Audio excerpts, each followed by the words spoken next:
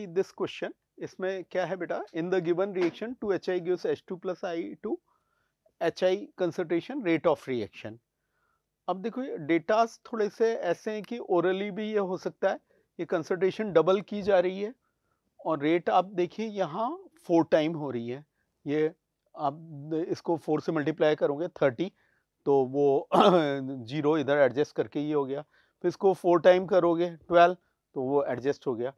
तो कंसंट्रेशन ने जोर कहाँ तक का लगाया है, जो है 2 टाइम्स का लगाया है, लेकिन रेट तो 4 टाइम हो गई। तो कुछ कमाल कौन दिखा रहा है, पावर, तो वो 4 टाइम हो रही है, तो ऑब्वियसली वो पावर 2 है। और अदरवाइज आप क्या करिए कि मेथड 2 में जैसा कि अपन करते हैं कि ऐसे अपन ने अज्यूम कर लिया रेट लॉ, तो 3 रन है, R1 R2 R3, तो उनकी हेल्प से भी आप निकाल सकते हो डिवाइड कर करके ये डेटा पुट करके। तो सिंपल क्वेश्चन है जो है वो, काफी अपन इससे अच्छे और टफ क्वेश्चन क्लास इलस्ट्रेशन के रूप में क्लासेस में करते रहे हैं। Now coming to the next question, total number of electrons having n is equal to 4 and s is equal to plus half, और ये fully filled हमको बताया गया है, जो स्टूडेंट्स ने बताया। तो पॉइंट ये है कि 2n स्क्वायर से आप कोई भी शेल में मैक्सिमम इलेक्ट्रॉन निकालेंगे तो 2 इंटू 4 का स्क्वायर 32 हो जाएगा। अब 32 है, फुली फिल्ड शेल है, फुली फिल्ड सब शेल होंगे, तो आधे प्लस हाफ वाले होंगे, आधे माइनस हाफ वाले होंगे। तो ओरल क्वेश्चन 16, और इसको हमने और डिटेल्ड सॉल्यूशन आपके लिए यहाँ भी इसमें बनाया है। Now coming to the next statement 1, ये पीरियड टेबल का question. F block is placed separately in period table to preserve the basic classification principle of periodic table. Statement 2, S block element can be found in nature in pure elemental state.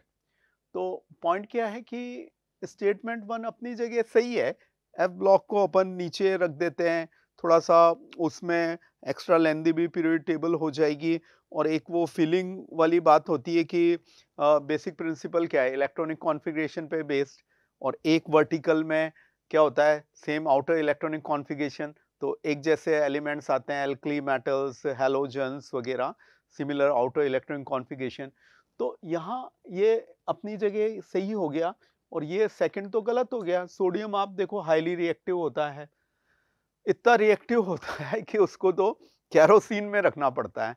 अगर मैं sodium का बड़ा piece नदी में फेंक दूंगा तो नदी में आग लग जाएगी, क्योंकि Na+H2O NaOH प्लस हाइड्रोजन बनाएंगे, धमाके होंगे, क्योंकि O2 है और एक्सोथर्मिक रिएक्शन है, तो H2O2 मिलके वो एक्सप्लोड होंगे।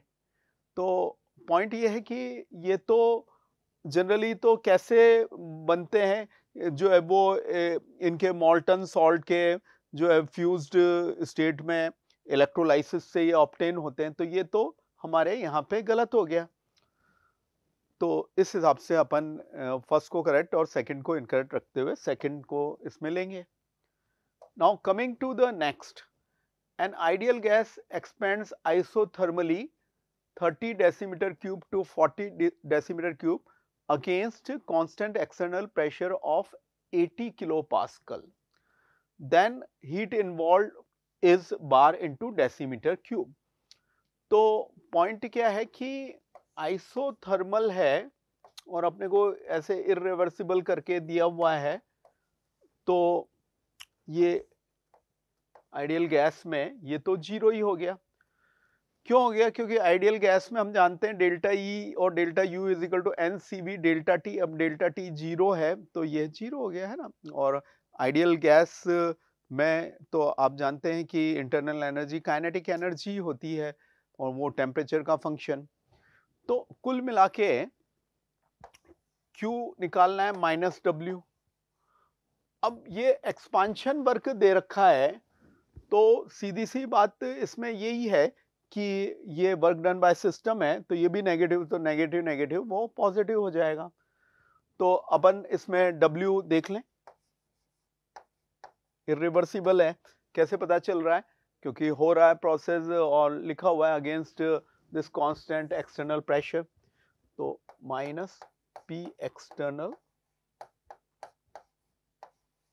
डेल्टा वी आपको दिख ही रहा है डेसीमीटर क्यूब में, प्रेशर बार में है, पास्कल में है, तो अपन चेंज कर सकते हैं, है। तो हम ये जानते ही हैं कि 1 बार क्या होता है 10⁵ पास्कल। तो अगर स्ट्रेटजी में देखें तो दो कॉन्सेप्ट मिला के थोड़ा सा यूनिट चेंज करके ये हमारा सॉल्व हो रहा है। तो इसका डिटेल्ड सॉल्यूशन हमने यहाँ भी आपके लिए बनाया है और किलो पास्कल के बाद निकाल के वैल्यू पुट करनी है। तो आंसर जिस फॉर्म में पूछा है उस फॉर्म में इसका 12 आंसर हो गया। Now coming to the next, in a solution showing negative deviation, अपने को बॉइलिंग पॉइंट वेपर प्रेशर में क्या होगा ये देखना है। अब नेगेटिव डेविएशन में एक बात आपको सबको पता है कि नेगेटिव क्या क्या हो जाते हैं। वेपर प्रेशर मेन है डेविएशन, नेगेटिव डेविएशन में वेपर प्रेशर नेगेटिव हो गया यानी पहले से कम हो गया, और पॉजिटिव डेविएशन में क्या है वेपर प्रेशर पॉजिटिव हो गया यानी पहले से ज्यादा हो गया। अब दूसरा क्वेश्चन ये आता है क्यों नेगेटिव हो गया, क्यों कम हो गया? क्योंकि नीचे लिक्विड स्टेट में बॉन्डिंग बढ़ गई ए और बी को मिलाने से, जो ए में या बी में थी उसके कंपेयर। तो कुछ अट्रैक्शन वर्क कर रहे हैं, कुछ बॉन्डिंग हो रही है, तो यहाँ नीचे अगर वो मजबूती से जुड़ेंगे तो ऊपर उठने की टेंडेंसी कम हो जाएंगी, कम वेपर प्रेशर एक्सर्ट करेंगे, और फिर जैसे नॉर्मल बॉइलिंग पॉइंट 1 atm तक आने में उनको ज़्यादा एफर्ट लगाना पड़ेगा, ज़्यादा टेम्परेचर से फिर वो वेपर प्रेशर 1 atm के बराबर होके वो इक्विलिब्रियम आएगा, बॉइलिंग पॉइंट आएगा जहाँ दोनों प्रेशर इक्वल होंगे, तो ये बढ़ जाएगा। तो अपन देखते ही है जैसे क्लोरोफॉर्म में एच बॉन्ड नहीं होता, एसीटोन में एच बॉन्ड नहीं होता, लेकिन मिला के इनमें क्या हो जाता है एच बॉन्ड हो जाता है ऐसे। तो इस तरह से अपन इसमें ले सकते हैं। तो ये भी मतलब इजी साइड में, मॉडरेट साइड में ही है question. Now coming to the next, NaCl K2Cr2O7 a red fumes NaOH yellow colour solution. तो यहाँ पे जैसे ये क्रोमाइल क्लोराइड टेस्ट अपना होता है क्लोराइड एसिड रेडिकल का, उसकी 2 स्टेप दे दी, थर्ड वाली नहीं दी, वो भी अपन देख लेंगे। तो क्या है कि पहली बात तो सॉलिड K2Cr2O7 ही लेते हैं, अदरवाइज क्या होगा क्रोमाइल क्लोराइड वाटर से फिर रिएक्ट करने लग जाएगी और वो ऑब्टेन अपने को नहीं होगा, कुछ और उसमें क्रोमिक एसिड HCl वगैरह ऐसे ऑब्टेन हो सकते हैं। तो सॉलिड ले रहे हैं, एक्वस नहीं ले रहे हैं। NaCl भी यहाँ सॉलिड होता है, फिर भी छोटा मोटा अगर कुछ वेपर वगैरह मतलब एक्वस है तो वो कॉन्क H2SO4 है, वो पी जाएगा, है ना, स्ट्रॉन्ग डिहाइड्रेटिंग एजेंट। तो पॉइंट क्या है, red deep red fumes chromyl chloride के आएंगे, रिएक्शन एक रिएक्शन होगी, ये है तो Na2SO4 K2SO4 chromyl chloride water, तो एक तरह से अपनी 3:4 वैरायटी रिएक्शन, 3 रिएक्टेंट 4 प्रोडक्ट और नॉन रेडॉक्स रिएक्शन। और क्रोमाइल क्लोराइड को फिर NaOH से गुजारा तो फिर क्या हुआ, अपने सोडियम क्रोमेट बन गया, और जो है वो साथ में NaCl वाटर वगैरह यूं बन गया, तो इसका येलो कलर सॉल्यूशन आया, है ना। अच्छा आप देखो यहाँ NaCl का Cl माइनस ये निकल रहा है Cl। अब इसमें फाइनल टेस्ट में क्या होता है कि फिर लेड एसीटेट और मिलाया जाता है, तो लेड क्रोमेट का येलो PPT आता है, तो फाइनल में तो क्लोरीन माइनस का कोई काम ही नहीं है। तो फिर इतना एफर्ट क्यों कर रहे हैं? उस इतना एफर्ट करने का ये रीजन है कि ये कॉन्क H2SO4 ग्रुप का है Cl माइनस, ऐसे थोड़े red brown deep red bromide में भी आते हैं, तो थोड़ा लोगों को डाउट होता है कि नहीं आप कंफर्म ही करो, यूं करो, तो इस हिसाब से ये करते हैं। आप अगर यहाँ पे NaBr लेते तो ये क्रोमाइल ब्रोमाइड जैसा कुछ नहीं होता, उसमें तो सिंपल रेडॉक्स होगा, डाइक्रोमेट आयन एसिडिक मीडियम में Cr+3 में, ब्रोमाइड आयन का Br2, क्योंकि उस तरह का वो स्टेबल ही नहीं होता। तो पॉइंट ये कि अच्छा क्वेश्चन है मॉडरेट कैटेगरी का, और ये क्रोमाइल क्लोराइड और ये सोडियम क्रोमेट यहाँ पे, ये जैसा मैंने रिएक्शन भी बोली उसके अकॉर्डिंग होगी, यहाँ हमने आपको रिएक्शन भी लिख के दी, और सेकंड वाली रिएक्शन भी हम देख रहे हैं non redox CM। Now coming to the next, on complete combustion of methane 22 gram of CO2 is obtained then initial mass। तो अपन कार्बन पे तरह तरह से या तो पूरी रिएक्शन लिख के कर लो आप, या कार्बन पे POC लगा लो। तो पॉइंट ये कि जितने मोल इसके होंगे हाफ मोल दिख ही रहे, उतने मोल मीथेन के हो गए हाफ मोल, तो 8 ग्राम हो गया, तो 8 आंसर हो गया है। तो it is a easy category question, तरह तरह से अपन सोच सकते हैं इसको, कार्बन पे पीओसी लगा के रिएक्शन लिख के, और कैलकुलेशन भी सिंपल ही है। Now coming to the next question, ये एक अच्छी कैटेगरी का क्वेश्चन है, टुवर्ड्स टफ ही माना जाएगा, कि भाई एनोड कैथोड पे अपने को देखना है। अब इसको भी अपन तरह तरह से कर सकते हैं। एक तो इक्विवेलेंट्स इक्वेट कर दो, जितने इसके होंगे उतने ही इनके होंगे, और इक्विवेलेंट्स का formula moles into N factor. अच्छा, ये जो आपकी इलेक्ट्रोलाइटिक रिएक्शंस होंगी, जो है वो एनोड पे क्या रिएक्शन होगी, जो है वो H2O एक्वस सॉल्यूशन में हो रहा होता है। तो इसमें अगर अपन देखें कि ऑक्सीडाइजेबल कौन है, तो ये तो 1 वाला है और ये -2 वाला है। और 1 से ऑक्सीडाइज हो गया, हाइड्रोजन कहाँ जाएगा? तो और अच्छा, ऑक्सीडेशन पे आपके क्या भी मिलता है, इलेक्ट्रॉन भी मिलता है। तो पॉइंट इसमें यही है कि ऑक्सीडाइज होगा तो फिर ये O2 होगा, और -2 से 0 में आ गया, और H+ अपन ऐसे कर सकते हैं। और फिर इसको जैसे बैलेंस भी कर सकते हैं, और कैथोड के लिए भी अपन ऐसे लिख सकते हैं।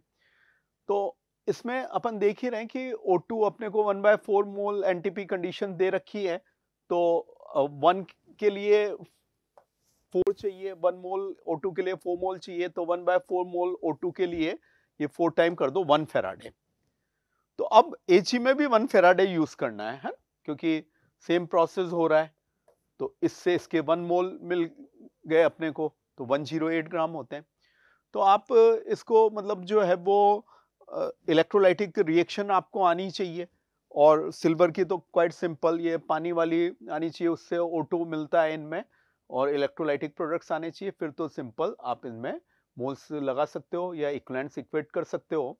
That's how it is giving us the required answer. Now coming to the next question, or this question says 0.08 kg of an ideal gas is heated from 300 Kelvin to 305 Kelvin. Then change in internal energy is into 10 to the power minus 3 kilocalorie, nearest integer, given for ideal gas. ये अपने को दे रखी है यहाँ पे, इसकी जो है वो पर kg heat requirement 0.17 kilo calorie kg into degree C. तो what we are suppose to do, हमारे पास m है, हमारे पास डेल्टा t है, हमारे पास ये जो हीट कैपेसिटी है वो है, तीनों को बस मल्टीप्लाई करना है। तो उस हिसाब से इसको हमें अप्रोच करना पड़ेगा। तो हमने यहाँ डिटेल्ड सॉल्यूशन आपके लिए यहाँ पे इसको किया है, जो है वो m मास रखा है, और S वैल्यू अपने को दे ही रखी है, और यूनिट्स भी अपन ने चेक कर ली हिसाब से। तो this is giving us the in the required form 68 as the final answer. तो इस तरह से ये अपना जो पीआई केमिस्ट्री के 19 क्वेश्चंस आए थे, उनका सारा डिस्कशन कंप्लीट होता है। 11 क्वेश्चन ऑर्गेनिक से रिलेटेड हैं, 10 इनमें मिला के इंटीजर्स हैं, इंटीजर्स भी पीआई में ही ज़्यादा है, 7 ऑर्गेनिक में 3 है। पेपर का लेवल मॉडरेट ही है, केमिस्ट्री तो आप जानते हैं वास्ट है, और जो है वो मॉडरेट टुवर्ड्स इजी ही अपन बोलेंगे। तो आई होप कि आपके सबका बढ़िया परसेंटाइल स्कोर इसमें आएगा। All the best.